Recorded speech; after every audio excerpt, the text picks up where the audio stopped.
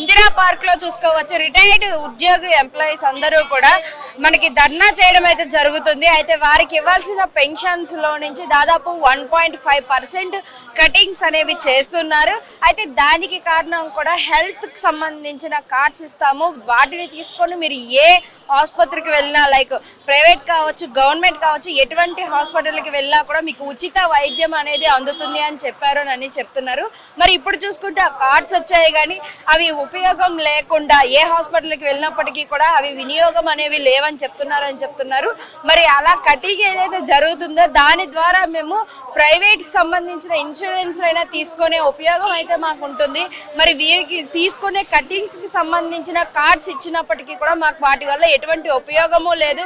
మాకు టీఏడిఎల్ కూడా సరిగ్గా రావడం లేదు. వయసు పైబడిన వారందరూ కూడా మేము సర్వీస్ లో ఉన్నంత కాలం కూడా గవర్నమెంట్ కోసం కష్టపడినప్పటికీ కూడా రిటైర్మెంట్ అయిపోయిన తర్వాత ఇచ్చే పెన్షన్స్ లో నుంచి కూడా కటింగ్స్ చేయడం అనేది ఇది కరెక్ట్ కాదు అంటూ కూడా ఈ రోజు ఆవేదన అయితే తెలియజేయడం అయితే జరుగుతుంది. అయితే దీనికి సంబంధించిన వివరాలను సీఎం దృష్టికి కూడా తీసుకువెళ్ళడం జరిగిందని అంటున్నారు. అయినప్పటికీ కూడా అక్కడి నుంచి ఎటువంటి స్పందన లేకపోవడంతో ప్రస్తుతం వీరికి సంబంధించిన బకాయిలు కావచ్చు లేకుంటే ఇప్పుడు పెన్షన్స్ లో నుంచి కటింగ్ చేస్తున్న ఈ 1.5% కావచ్చు వీటికి అన్నిటికీ కూడా ఉపయోగకరం లేకుండా కూడా చేయడం ద్వారా వీరి కుటుంబాలు కూడా రోడ్డున పడే అవసరం అయితే ఇప్పుడు కనిపిస్తుందంటూ కూడా వీరు ఆవేదన అయితే చెప్తున్నారు. మరి ఇలాంటి పరిస్థితుల్లో గవర్నమెంట్ ఎందుకని దీని గురించి పట్టించుకోవడం లేదు? రిటైర్డ్ ఎంప్లాయీస్ అంటే సర్వీస్ లో ఉన్నంత కాలం పట్టించుకోవడమే కానీ సర్వీస్ అయిపోయిన తర్వాత వీరితో ఉపయోగం లేదు అన్నట్టుగా చూస్తున్నారా? లేకుంటే రానున్న రోజుల్లో ఉన్న ఈ కొద్ది పెన్షన్ కూడా తీసేసే అవకాశం కనిపిస్తుంది ఈ పరిస్థితిని చూస్తే అంటూ కూడా వీరి ఆవేదనను అయితే తెలియజేయడం జరుగుతుంది. మరి ఇలాంటి పరిస్థితుల్లో దీన్ని సీఎం దృష్టికి తీసుకువెళ్ళడం ఇది ఒకటిసారి కాదు, దాదాపు 2-3 సార్లు తీసుకువెళ్ళినప్పటికీ కూడా అటు నుంచి ఎటువంటి స్పందన లేకపోవడంతో వీరు ఇలా రోడ్డు మీదకి రావాల్సి వచ్చిందంటూ కూడా చెప్తున్నారు. మరి ఇలాంటి పరిస్థితుల్లో ఈ వయసులో మేము రోడ్డు మీదకి వచ్చి ధర్నా చేసే విధంగా అయితే ఈ గవర్నమెంట్ నడుచుకుంటుంది అంటూ కూడా చెప్తున్నారు. మరి వీరి డిమాండ్స్ ఏంటి వీటన్నిటి గురించి మనం తెలుసుకునే ప్రయత్నం చేద్దాం. అయితే ఇక్కడ ప్రస్తుతానికి చూడొచ్చు ఇందిరా పార్క్ లో అయితే ఆల్రెడీ ధర్నా అయితే జరుగుతుంది. మరి వీరితో ఒకసారి మనం మాట్లాడే ప్రయత్నం అయితే చేద్దాం. అయితే ఇక్కడ మనతో పాటు ఉన్నారు. సార్ మీ పేరు? ఎక్కడి నుంచి వచ్చారు? అంటే మీ సర్వీస్ చెప్తున్నారు. పెన్షన్ జేఏసీలో భాగంగా state government pension association Warangal జిల్లా ప్రధాన కార్యదర్శిని. నేను 2016లో ఎడ్యుకేషన్ డిపార్ట్మెంట్ నుంచి రిటైర్డ్ అయ్యాను. ఈ రోజు ప్రభుత్వ విధానాల వల్ల ఇలా పెన్షన్లు పదవీ విరమణ పొందిన 60 ఏళ్ళ పైబడి ఉండబడే ఉద్యోగులను వివిధ రకాలుగా మేము పొదుపు చేసుకున్న మా డబ్బులు మాకు ఏం తీరుకు మా బకాయిల కోసం పోరాటం చేశాము, ఆందోళన చేశాము, నిరసన చేశాము. తద్వారా ప్రభుత్వం దిగొచ్చి ఒక 3 నెలల నుండి కొంత డబ్బులు ఇవ్వడం జరుగుతుంది. ఇంకా పూర్తి స్థాయిలో బకాయిలు అందజేయలేదు. ఏక మొత్తంగా మిగిలిపోయిన అందరికీ అన్ని రకాల బకాయిలు ఇవ్వాలని డిమాండ్ చేస్తున్నాం. రెండవది, ఇలా పెన్షన్లుగా పదవి విరమణ పొందిన మాకు ప్రభుత్వ పరంగా మరి మెరుగైన ఆరోగ్య వసతులు సౌకర్యాలు కల్పించవలసిన, క్యాష్లెస్ ట్రీట్మెంట్ కల్పించవలసిన, కార్పొరేట్ హాస్పిటల్లో వైద్యం కల్పించవలసిన ప్రభుత్వము దాన్ని విస్మరించి మా నుండి 1.5% మరి వేతనంలో కోత విధించి కూడా ఇప్పటికి కూడా 3 నెలలు మరి ఆ విధంగా మా నుండి తీసుకోవడం జరిగింది. అయినా ఇప్పటికి కూడా పూర్తి స్థాయిలో జీవో రాలేదు. ఈ పూర్తి స్థాయిలో మాకు వైద్యం అందించడానికి ఏ ప్రభుత్వ హాస్పిటల్ కానీ కార్పొరేట్ హాస్పిటల్ కానీ ముందుకు రాని పరిస్థితి ఉంది. ఇలా వందలాది మంది పెన్షనర్స్ అనారోగ్యం గురయ్యి మరి అనేక విధాలుగా అవస్థపడే పరిస్థితి ఈరోజు ప్రభుత్వం కల్పిస్తుంది. ఇప్పటికి కూడా వెంటనే డిమాండ్ చేస్తున్నాము.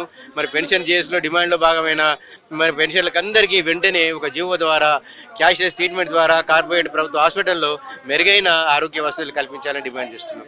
కొన్ని వేల మంది యొక్క ఉసురు ఈ గవర్నమెంట్ పోసుకుంటోంది. ఇవాళ ఎన్ని వేల మంది ఇక్కడ కూర్చొని కాళ్ళ నొప్పులు వచ్చినా కాళ్ళు వాచినా ఎంతో దూరాభారాన్ని వహించి ఇక్కడికి వచ్చారు. దాదాపు 6 డిఏలు ఏ గవర్నమెంట్ లో కూడా లేదండి. చంద్రబాబు నాయుడు 3 డిఏలే బాకీ ఉన్నాడు. మరి ఆయన శిష్యుడు మరి ఈయనెందుకు 6 డిఏలు బాకీ పెట్టాడో మాకు తెలియటం లేదండి. తర్వాత మాకు ఎంప్లాయీస్ కార్డు ఇప్పుడు హెల్త్ కార్డు అంటూ ఇచ్చారంటే ఇచ్చి మళ్ళీ వెంటనే కనుక ఏదో గవర్నమెంట్ బోర్డు తిప్పేస్తాడు చిట్టి ఫండ్ పెట్టి బోర్డు తిప్పేసినట్టుగా ఈయన కూడా చిట్టి ఫండ్ లాంటిది పెట్టి మా దగ్గర డబ్బులు వసూలు చేసి బోర్డు తిప్పేశాడు. ఇవ్వమని చెప్తుంటే ఎన్నో రోగాలతో ఉన్నారండి ఒక్కొక్కళ్ళు.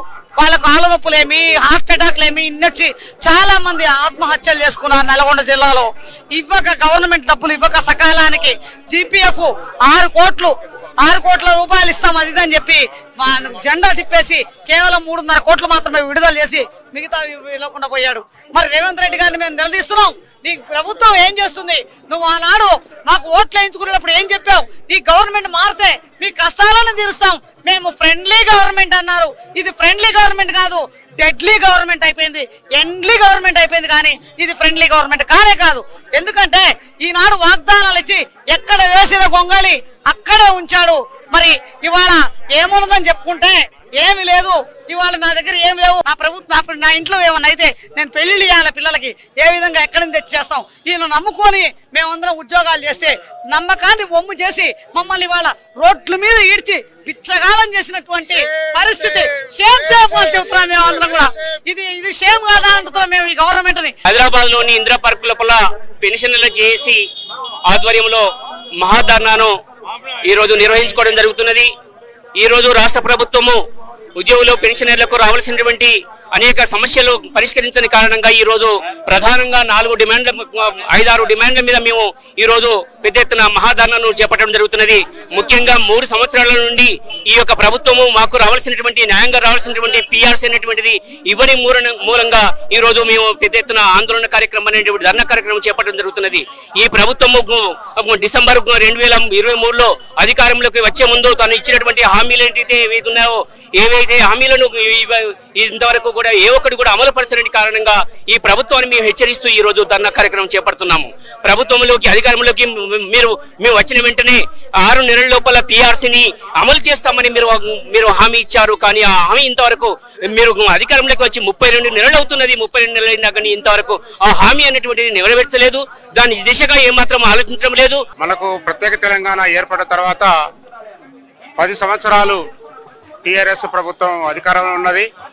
అధికారంలో ఉన్నప్పుడు వాళ్ళు ఎలాంటి సమస్యల్ని పరిష్కరించబోగా అనేక ఇబ్బందులకు గురైనటువంటి ఉపాధ్యాయులు ఇప్పుడు తర్వాత ఆ ప్రభుత్వం మీద పూర్తిగా విరక్తి చెంది మళ్ళీ కాంగ్రెస్ ప్రభుత్వం వస్తే బాగు చేస్తుంది, రిటైర్మెంట్ ఉద్యోగులకు అందరికీ న్యాయం చేస్తుందని చెప్పి ఆశపడి వాళ్ళు ఇచ్చినటువంటి మేనిఫెస్టోలో ముందు వచ్చిన వెంబడి మేము పిఆర్సీ ఇస్తాం, 6 డిఏలు మొత్తం ఇచ్చేస్తాం, మీ బెనిఫిట్స్ మొత్తం ఇస్తామని చెప్పి రేవంత్ రెడ్డి ప్రభుత్వము ఎన్నో వాగ్దానాలు చేసి అధికారంలోకి వచ్చింది. అధికారంలోకి వచ్చి దాదాపు 3 సంవత్సరాల పైసలకు అవుతున్నది. ఇంతవరకు కూడా 2024 తర్వాత రిటైర్ అయిన వాళ్ళకు ఎవరికి కూడా పెన్షనరీ బెనిఫిట్స్ రాలేదు. ఆ విధంగా చాలా మంది ఆత్మహత్యలు చేసుకుని చనిపోవడం జరిగింది. ఆరుమూల గ్రామాలలో పనిచేసి ట్రైబల్స్ కోసం మా వంతు సేవలు అందించి రిటైర్ అయ్యి వచ్చినాము. ఆ క్రమంలో మేము అనేక సర్వీస్ రూల్స్ కూడా మేము అనేక రకాల కష్ట నష్టాలు గురైనాము. సరే, డిపార్ట్మెంట్లో కొంతకాలం పనిచేసాం, ఆ తర్వాత రిటైర్ అయినాం. చాలా సంతోషంగా ఉండాలనుకున్న టైంలో చాలా వరకు అయితే మెరుగుపడ్డాయి. కానీ సౌకర్యాలు ఆర్థికంగా మాకు ఎప్పటికప్పుడు రావాల్సినటువంటి సౌకర్యాలు పిఆర్సీ సకాలంలో ఇవ్వకపోవడం వల్ల కూడా అనేక కష్టాలు ఉన్నాయి. ఎందుకంటే రిటైర్మెంట్ తర్వాత అందరికీ 60 ఏళ్ల పై తర్వాత వాళ్ళు వచ్చే సగం కంటే ఎక్కువ పెన్షన్లు హాస్పిటల్ల పాలే అయ్యే పరిస్థితి ఉంటుంది. అందుకోసమే మెడికల్ హెల్త్ ఈ ఈహెచ్సిటీ అని పెట్టి ఒకటి కార్డ్స్ ఇస్తామన్నారు. అది 1.5% పెన్షనర్స్ నుంచి డిడక్ట్ చేసి 1.5% గవర్నమెంట్ నుంచి కూడా రావాల్సి ఉంది. అయితే వాళ్ళు చేస్తామన్నారు కానీ దాని మీద చిత్తశుద్ధి సరిగా లేకపోవడం వల్ల, దాన్ని ఒక పూనిక లేకపోవడం వల్ల గవర్నమెంట్లో మరి ఎందుకో ఏమో కానీ పెన్షనర్లు ఇప్పుడు అనేక ఇబ్బందులు పడుతున్నారు. 3 నెలల నుంచి రావాల్సినటువంటి హెల్త్ కార్డ్స్ కొరకు ఎదురు చూస్తున్నారు. ఎందుకంటే స్పౌజు పిల్లలు అందరూ కూడా ఇబ్బందులలో ఉన్నారు. మెడికల్ పరంగా చాలా ఇబ్బందులలో ఉన్నారు. ఒక డిఎస్ నగరాలాగా మేము తయారు చేయొద్దు. ఎందుకంటే మా హక్కుల కొరకు ఎవరిచ్చే భిక్ష కాదు ఇది. ప్రతి ఒక్క పెన్షనర్ కూడా సిద్ధంగా ఉన్నారని తెలియజేయడం కొరకే ఈ రోజు మేము ఈ ధర్నా కార్యక్రమంలో పాల్గొనడం జరుగుతుంది. ఇప్పటికైనా కన్నుదర్శి మా కోరికలను తీర్చాలని చెప్పి మనవి చేస్తున్నాము. లేని గత ప్రభుత్వాన్ని బట్టిన గతే ఈ ప్రభుత్వాన్ని కూడా పట్టడానికి మేమంతా కూడా సంయుక్తమై ఉంటామని చెప్పి తెలియజేసుకుంటూ మరొకసారి ప్రభుత్వాన్ని మేము రిక్వెస్ట్ చేస్తున్నాము, ప్రభుత్వాన్ని కోరుతున్నాము. ఎందుకంటే మరొకసారి మళ్ళీ ధర్నా కార్యక్రమం ఏర్పాటు చేయొద్దు. నిరసన తెలపకుండా మా కోరికలు ఏదైతుందో తప్పకుండా మా డిమాండ్స్ నెరవేర్చే ప్రయత్నం చేయాలని చెప్పి అన్ని అధికార పార్టీ నాయకులకు కానివ్వండి, పాలకులకు కానివ్వండి, అధికారులకు కానీ మనవి చేస్తున్నాం. జై. అసలు మీరు దీని గురించి మీరు సీఎం దృష్టికి తీసుకువెళ్ళడం కానీ జరిగిందా? అతనితో దీని గురించి స్పందించడం? ఇవన్నీ జాయింట్ యాక్షన్ కమిటీ తరఫున ప్రతి ఒక్కరు కాకుండా పెన్షనర్ చేసి కానివ్వండి, సర్వీస్ చేసి ఏర్పాటు చేసుకున్నాం. వారి ద్వారా మంత్రుల కమిటీ సబ్ కమిటీ ద్వారా కానివ్వండి, జేఏసీ ద్వారా కూడా తీసుకుపోయి చెప్తున్నాం. మీ పేపర్లలో మీరు అంతా చూస్తూనే ఉన్నారు. మొన్ననే 17వ తారీఖు అన్నారు, తర్వాత మళ్ళీ ఫస్ట్ అన్నారు, మళ్ళీ ఇప్పుడు అసలు దాని గురించి అతిగతి లేదు.